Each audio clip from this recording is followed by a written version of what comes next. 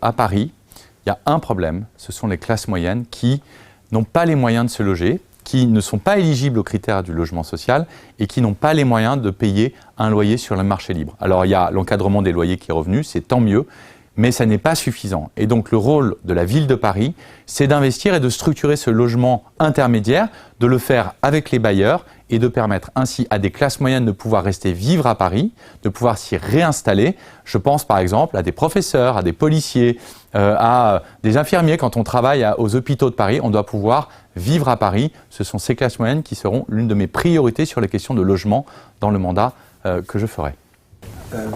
Vous êtes assez prolixe sur le sujet. On a pu voir que Cédric Villani, lui, il avait eu plus de mal à répondre sur cette question. Ça vous surprend qu'un candidat à la mairie de Paris ait du mal à répondre sur une question qui porte sur le logement et sur ses propositions? Je ne fais aucun commentaire sur les uns ou les autres. Moi, j'ai beaucoup travaillé sur cette question parce que je crois que c'est un élément absolument indispensable à l'attractivité de Paris et pour permettre aux Parisiennes et aux Parisiens de rester vivre à Paris. C'est un sujet central et donc chacun avance à son rythme.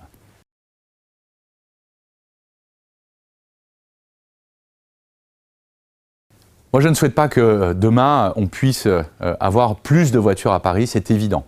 Et donc l'objectif, c'est plutôt de réduire la place de la voiture à Paris. Mais c'est aussi de se poser la bonne question de l'usage de la voiture. Et de dire comment est-ce que la ville de Paris encourage les bonnes pratiques.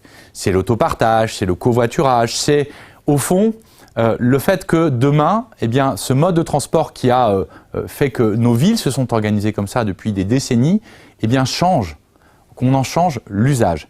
C'est ça qui est, à mon avis, essentiel. Et aussi, eh bien, l'utilisation qu'on a de certaines voiries. On a beaucoup parlé du périphérique. Moi, je souhaite que demain, sur le périphérique, on puisse avoir une voie dédiée pour l'autopartage, pour le covoiturage, une voie dédiée pour les transports en commun, parce que plus on fluidifiera ce périphérique, plus eh bien, ceux qui sont tout seuls dans leur voiture et qui ont donc un très mauvais usage de leur voiture, eh bien, se reporteront sur du partage, sur du covoiturage ou sur des transports en commun.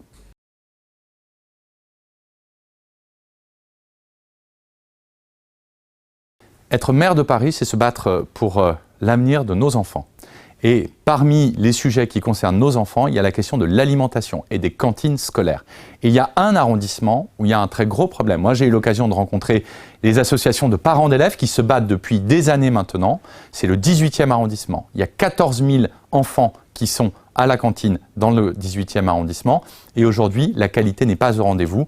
Je le dis, je prends l'engagement d'engager la remunicipalisation des cantines scolaires dans le 18e arrondissement. Pourquoi? Parce que le maire de Paris, eh bien, il est aussi garant de certains biens publics.